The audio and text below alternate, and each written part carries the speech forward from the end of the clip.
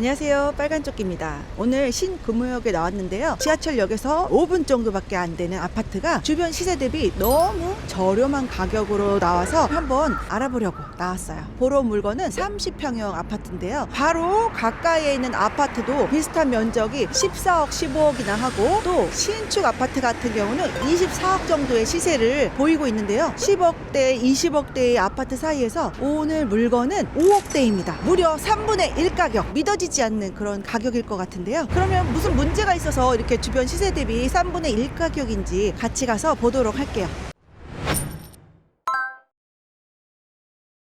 지금 역에서 나오자마자 스타벅스, 약국, 병원, 은행, 편의점, 서브웨이 등등등 역 주변에서 흔히 볼 수 있는 업종들을 많이 볼 수가 있습니다. 신금호역 주변에 아파트 단지들이 많아요. 되게 이른 아침임에도 불구하고 많은 유동인구를 볼 수가 있어요. 성동구 쪽 아파트 한 번이라도 임장을 와보신 분들은 경사가 조금 있다는 걸 아실 거예요. 우리 아파트도 좀 경사진 곳에 위치하고 있을 것 같아서 한번 걸어서 가보도록 할게요. 지하철역에서 비교적 완만한 경사도를 걷고 있고요, 바로 보이는 이 아파트가 33평형이 23억, 24억 하는 아파트입니다. 2019년 5월 사용 승인이 되었기 때문에 준신축 정도 된다고 볼 수가 있는데요, 1330세대로서 이 편한 세상 금호 파크힐 아파트예요. 지하철역에서 또 저희 물건지로 가는 길에 주민센터가 있고요, 주민센터 건물에 또 어린이집도 있어요. 그리고 아파트 뒤편으로 어마어마하게 큰 공원이 있는데요, 지난번에도 저희가 한번 영상 촬영했을 거예요. 대연산 배수지 공원입니다. 산책하시는 분들을 또 많이 볼 수가 있어요. 도로를 사이에 두고 오른편에는 이 편한 세상 금호 파크힐스 신축 아파트가 있고요, 왼쪽으로는 신금호 두산 위브 아파트가 있어요. 여기는 그렇게 큰 세대는 아니에요. 한 169세대 정도 있는데요, 이 아파트 바로 뒤편에 오늘의 물건지가 있습니다. 큰 도로가는 조금 완만한 그런 경사도였는데요, 물건지로 가는 길은 조금 경사도가 있는 편이에요. 계단이 비교적 잘 되어 있습니다. 두산 위브 아파트 같은 경우도 2006년 사용 승인일이에요. 거의 20년 차 됐는데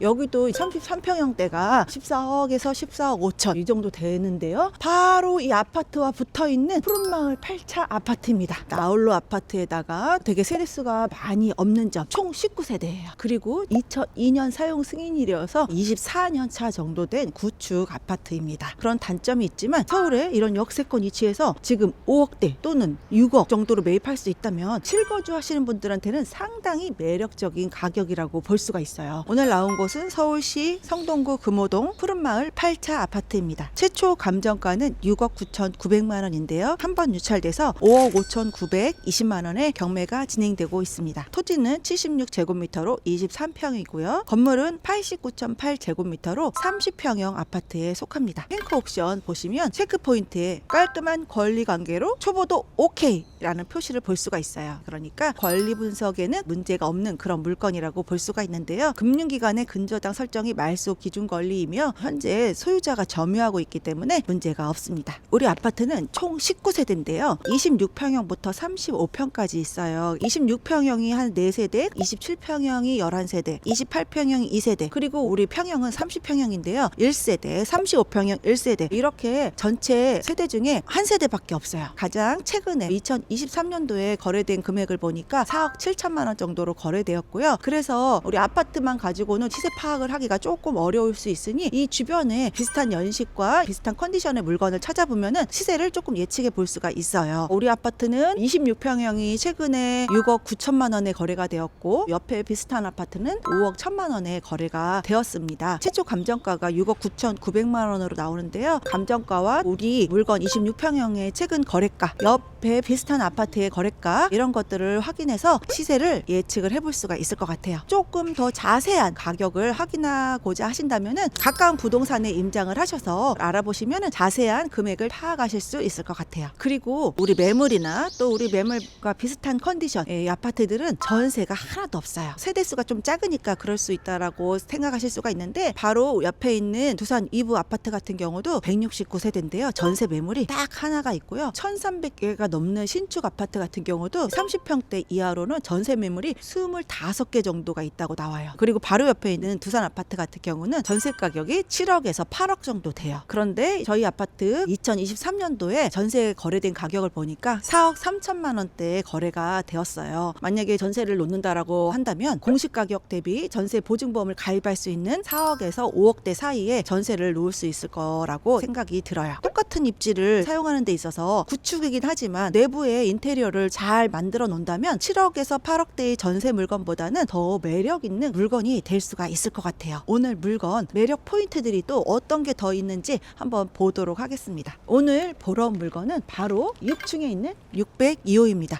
왼쪽에서 두 번째 가장 탑층에 있는 물건인데요. 1층이 필로티 주차장으로 되어 있어요. 우리 아파트는 그렇게 높은 아파트는 아니지만요. 전면에 가로막힌 건물들이 없기 때문에 조금 뻥 뚫린 시야를 볼 수 있을 것 같아요. 남동향이라서 해도 길게 잘 들어오는 위치입니다. 여기가 총 19세대지만 주차 대수가 한 20대 정도 돼요. 그래서 오래된 구축들은 주차난이 심한 게 살면서 불편함을 가장 많이 느끼는 부분일 수가 있는데 주차는 비교적 쉬울 것 같다. 이런 생각이 들어요. 지금 여기 보면은 차 번호가 써 있는 거 보니까 지정 주차를 이렇게 하게 되어 있네요. 한 세대에 한 대씩 이렇게 지정 주차를 준 것 같아요. 602호에 뭐 지정 주차도 볼 수가 있는데요. 그런데 늦게 출근하시는 분들은 안쪽에다가 이렇게 차를 넣는 게 약간 무언의 약속 같아요. 이중 주차는 조금 아쉬울 순 있지만 그래도 자리가 있다는 게 되게 만족스러워요.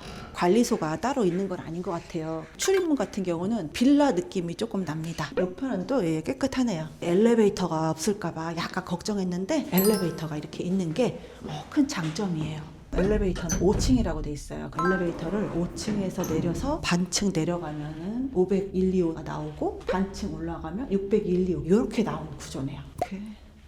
옥상인데요. 옥상 문은 잠겨 있어요. 우리가 탑층이기 때문에 좀 방수가 어떤가 좀 보러 왔는데 비교적 괜찮은 그런 모습입니다. 거실에서 이렇게 볼 수 있는 뷰예요. 맞은편에 아파트가 살짝 보이기는 하네요. 가까이 붙어 있는 게 아니라 조금 멀리 아파트가 보입니다. 관리소가 없는 대신 이렇게 반장님이 계십니다. 주차장 뒤편으로 나왔는데요. 여기 바로 공원과 맞붙어 있어요. 안방과 작은 방에서는 공원 뷰를 볼 수가 있습니다. 아파트에서 바로 나오면은 왼쪽 편으로 저희 아파트와 비슷한 아파트가 있습니다. 저희 아파트는 오른쪽에 두산 아파트가 삥 둘러싸고 있어요. 그리고 뒤편으로는 공원으로 둘려서 있어요. 그래서 어떻게 보면은 여기 살아야지만 알 수 있는 숨어있는 아파트라고 볼 수도 있을 것 같아요. 또 바로 뒤편에 초등학교가 가까이 있어요. 지하철 가깝죠. 바로 뭐 5분이면 갈 수 있는 초등학교. 뒤편에는 또 큰 공원. 그리고 집 앞에 나오자마자 상가가 있는 건 아니지만 지하철역에 있는 다양한 인프라가 형성이 되어 있는 게 또 장점이라고 볼 수 있습니다. 아파트 옆으로 공원을 가는 도보 통로가 있습니다. 어르신들 뿐만 아니라 젊은 사람들도 러닝 많이 하고 계시네요. 공원에서도 우리 아파트가 이렇게 보입니다. 안방에서 이런 예쁜 공원뷰를 볼 수 있을 것 같아요. 토지 이용 계획원을 보면은 이 물건에 대공방어 협조 구역이라고 이렇게 표시가 되어 있어요. 대공방어 작전을 보장하기 위해 국방부 장관이 지정하는 구역인데요. 이것의 의미는 향후에 뭐 재건축, 재개발이 진행될 때에 대공방어 진지 위치에 따라 그 개발의 높이가 일부 뭐 제한이 될 수 있다라고 하는데 예를 들면은 개포동 레미안 포레스트나 도곡동 타워 팰리스나 가락동 헬리오시티 이런 곳들도 다 해당이 됩니다. 그래서 크게 이 부분에 염두를 두지 않으셔도 될 것 같습니다. 추운데도 이렇게 러닝을 하시네요. 제가 요즘 좋아하는 입지의 물건이에요. 가격도 물론 좋지만 주변에 공원이 있어서 언제든지 산책하고 러닝하고 또 역도 가까우니까 이동하기도 편리하고 거주하기에 너무나